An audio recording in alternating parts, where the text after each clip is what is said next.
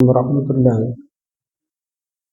نحمده ونصلی علی رسول کریم اما بعد فاعوذ باللہ من الشیطان الرجیم بسم اللہ الرحمن الرحیم الا ان اولیاء اللہ لا خوف علیہم ولا هم یحزنون الذین آمنوا وکانوا یتقون لهم البشری فی الحیاۃ الدنیا وفی الآخرہ لا تبدیل لکلمات اللہ ذالک هو الفوز العظیم۔ صدق اللہ العظیم۔ آئیے ہم سب مل کر بارگاہ رسالت میں ہدیہ درود پیش کریں۔ پڑھیں اللہم صلی علی سیدنا و شفیعنا و ربنا مولانا محمد وعلی آل سیدنا مولانا محمد۔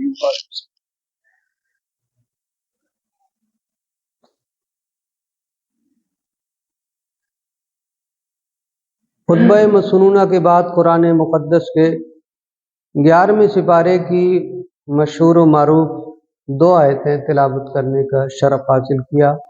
اللہ تبارک و تعالیٰ نے قرآن پاک میں ارشاد فرمایا ہے الا ان اولیاء اللہ لا خوف علیہم ولا هم یحزنون، بے شک اللہ کے دوستوں کو نہ کوئی خوف ہے نہ حزن و ملال۔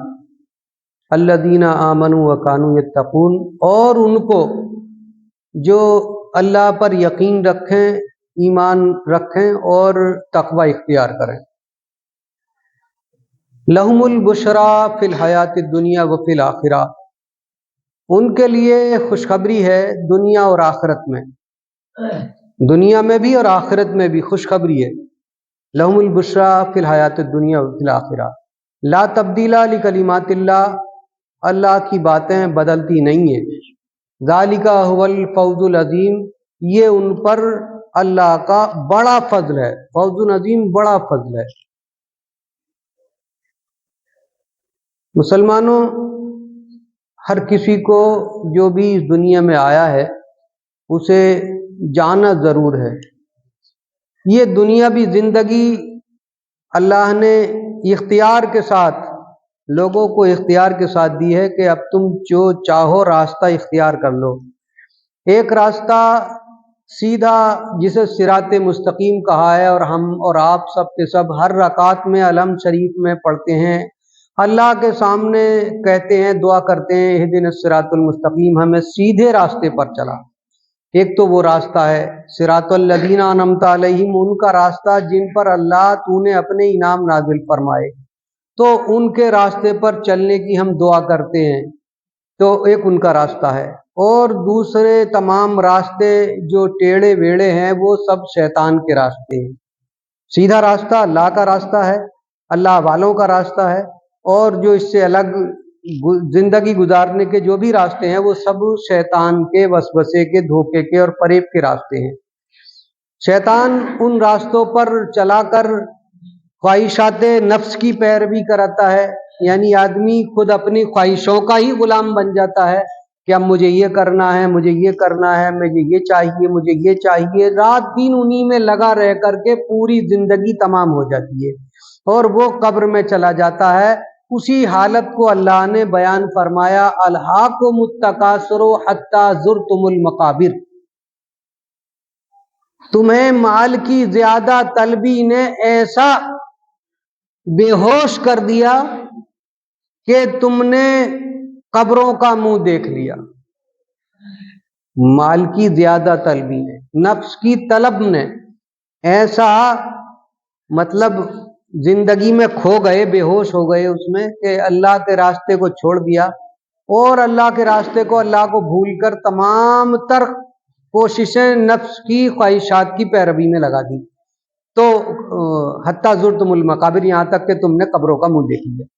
تو قبروں میں جا کر کے آدمی اگر آج ہی تم سے تمہارا یہ جو کچھ بھی کمایا ہوا ہے وہ چھین لیا جائے، کتنا دکھ ہوگا، بہت زیادہ دکھ ہوگا۔ تو ایسے ہی دکھ ہوتا ہے قبر میں جا کر کے، بڑا دکھ ہوتا ہے، اور اسی دکھ میں وہ رات دن اسی طلب میں رہتا کسی صورت میں پہنچوں، مگر چین نہیں ملتا ہے۔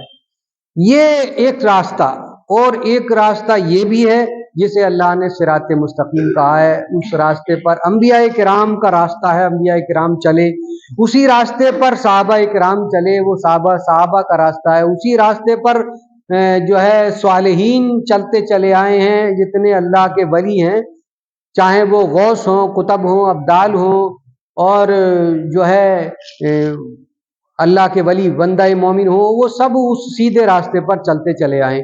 وہ راستہ کیسا راستہ ہے؟ قرآن و حدیث کا، اللہ نے قرآن و حدیث میں اس کا تمام احوال بیان فرما دیا ہے۔ کیسا راستہ ہے کہ جب بولو تو سچ بولو، بولو تو سچ بولو، جھوٹ مت بولو۔ کتنا سیدھا سیدھا فرمان، صاف صاف ہو گیا بھائی۔ اس میں سچی بات میں تو کوئی لپیٹ ہی نہیں ہوتا، جھوٹ بولنے کے لیے ضرور لپیٹ ڈالنی پڑتی ہیں۔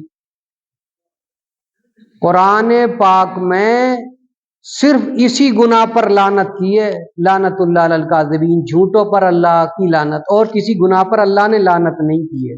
اتنا بڑا گناہ ہے، مگر رات دن اسی جھوٹ فریب میں لگے رہتے ہیں آدمی۔ تو یہ کیا ہے؟ یہ شیطانی وسوسہ ہے۔ تو یہ اللہ کا ایک مان لیا کہ ہم سیدھے راستے پر چلے، سچ بولے۔ یا ایھا الذین آمنوا اتقوا اللہ وقولوا قولا سدیدا، اے ایمان والو اللہ سے ڈرو، اور جب بات کہو تو سیدھی سیدھی کہو، لپیٹ مت ڈالو۔ بات کہنے کی ہو گئی۔ اب بات رہی معاشرت کی، تو معاشرت میں ایک دوسرے کے ساتھ بھلائی سے پیش آؤ۔ اللہ نے کئی جگہ ارشاد فرمایا، والدین کے ساتھ، پڑوسیوں کے ساتھ، رشتہ داروں کے ساتھ، اور اپنے برادری والوں کے، کنبے والوں کے، اور بستی والوں کے، جتنے بھی تمہارے پاس تعلق کے، ان کے ساتھ بھلائی سے پیش آؤ۔ بھلائی سے پیش آنے کا مطلب ایک دوسرے کی خیر خواہی کرتے رہو۔ مسلمانوں، بدلہ کیا ہے؟ سوچ بدلی ہے۔ قرآن وہی ہے، نبی وہی ہے، اللہ وہی ہے، اور نماز کا طریقہ، زندگی کا طریقہ، ساری باتیں وہی ہیں، بدلی ہے سوچ۔ اللہ کے رسول سرکار مدینہ صلی اللہ تعالی علیہ وسلم نے صحابہ کرام کو، ان لوگوں کو جو اچھائی کا نام تک نہیں جانتے تھے، دور جاہلیت کے پروردہ تھے، دور جاہلیت کے، اسے دور جاہلیت کہا ہے، یعنی کتنی لمبی ہزاروں سال کی تاریخ ہے۔ اس تاریخ میں سب سے زیادہ اگر کوئی جہالت کا دور تھا تو وہ نبی جب پیدا ہوئے تب کا دور تھا، اسے دور جاہلیت کہا۔ تو دور جاہلیت کے پلے ہوئے بڑے ہوئے لوگوں کو اللہ کے رسول نے کیسا بنا دیا؟ سوچ بدل دی۔ دیکھو سوچ بدلی، کیسی سوچ؟ ایک جنگ میں چند صحابہ کرام زخمی ہو گئے، تو زخمیوں کو پانی پلانے والے بھی ہوا کرتے تھے، یعنی لڑنے والے تو اور ہوتے تھے، زخمیوں کو اٹھا کر مرہم پٹی کرنے والے اور پانی پلانے والے، ان کی دیکھ ریکھ کرنے والے عورتیں بھی ہوتی تھیں اور آدمی بھی ہوتے تھے۔ تو جب زخمی پڑے رہ گئے اور صحابہ کرام لڑنے والے مجاہد آگے بڑھ گئے، تو ان زخمیوں کو اٹھا کر لا کر کے ایک جگہ رکھا۔ ان میں سے 7 آدمی ایسے تھے جو بالکل جاں بلب تھے، تو انہیں پانی اللہ پکار رہے تھے، پیاس۔ تو ایک پانی مشکیزہ لے کر کے پلانے کے لیے جب گیا، پہلے کے پاس گیا تو برابر والے کی آواز آ گئی، برابر والے کی، آخری وقت کی بات ہے۔ تو آخری وقت میں بھی اس نے پانی نہ پیا، کہا میرے بھائی کو پلا دو، پہلے ہی سے پلاؤ، اسے شاید زیادہ پیاس لگی۔ دوسرے کے پاس پیالہ لے کر پانی کے جب پہنچے مشکیزہ والے، تو تیسرے کی آواز آ گئی، تو اس نے دوسرے والے نے کی اسے پلاؤ پانی۔ آخری وقت میں بھی جذبہ ہمدردی دیکھیے مسلمان، یہاں تک کہ 7ویں تک پہنچ گیا وہ دوسرے، تیسرے، چوتھے، اسی طریقے سے کہتے رہے 7ویں تک۔ تو جب 7ویں کے قریب پہنچا تو وہ جو ہے ان کی روح پرواز کر چکی تھی۔